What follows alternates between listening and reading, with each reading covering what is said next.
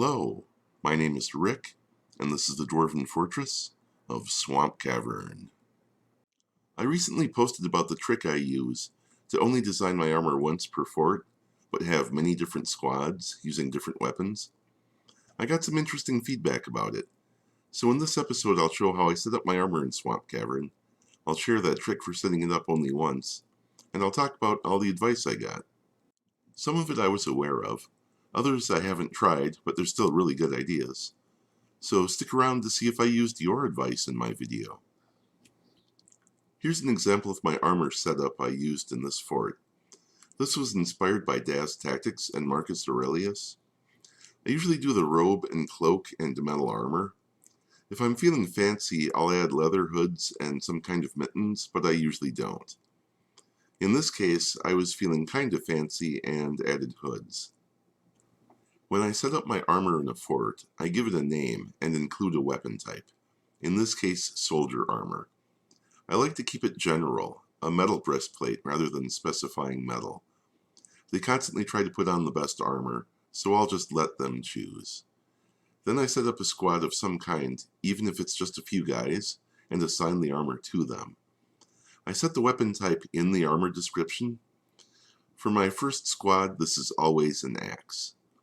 Then as I add squads with different weapons, I just change the weapon on the uniform, then tell the squad to use the uniform.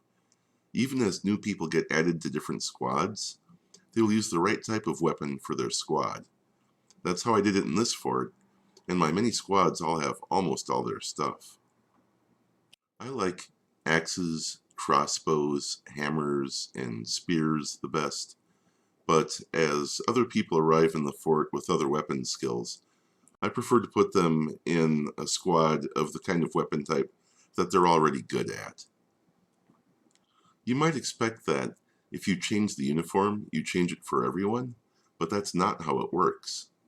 My fort has 11 different squads using different weapons, and they're pretty good about having all their stuff and the right kind of weapons. Let's ask our single best axe team how they're doing. Several of them report that they have everything, and a few of them report that they're only missing a leather hood, including a few ones that actually are missing the leather hood, and a few that are wearing leather hoods, but they're simply worn out. When assigning a group of crossbow users, don't forget to toggle on carrying ammunition.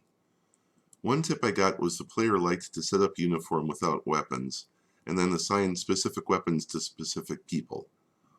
This is a hidden upside that came up in my fort. The way I like to set it up, the soldiers decide for themselves which is the best weapon, but if any soldier ever puts down their named weapon and someone else decides it's better, then the dwarf that's attached to that named weapon will sometimes refuse to pick up anything else until specifically told to. Since eventually everyone in the fort named at least one weapon and at least one shield, this became a recurring problem. I had to keep an eye on them to make sure my best warriors were not going without a weapon. Another tip I got was to just set up a few different uniforms, like this. Cheap lightweight armor, just enough for full coverage, for training. Basic metal armor for the active but basic militia. Steel armor for the important militia, and steel armor with everything when they reach legendary. Here's my take on this. I haven't tried this, but I have thought about doing something like it before. Because when troops are first new, burdening them with a lot of armor really slows them down, especially if they have low dexterity. Putting light armor on them would allow them to train up armor skill, yet do everything faster because they are not slowed down by it. It could really speed up the training process if that's something that's slowing down your fort. Specifically, putting light armor on a low dex dwarf with low armor use skill would allow them to move around much faster than heavier armor, which would allow them to do everything faster, take care of their own needs, show up to training schedules, things like that. So,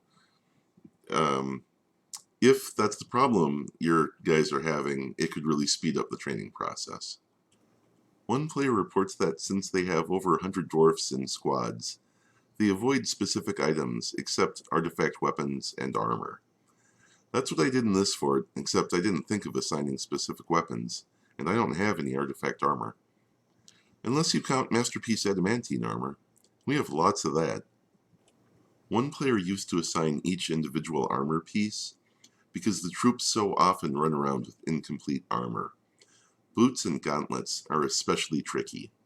The same player mentions that the cloaks and hoods they make for their military get snatched up by civilians. My armor is set to replace clothing to avoid conflicts.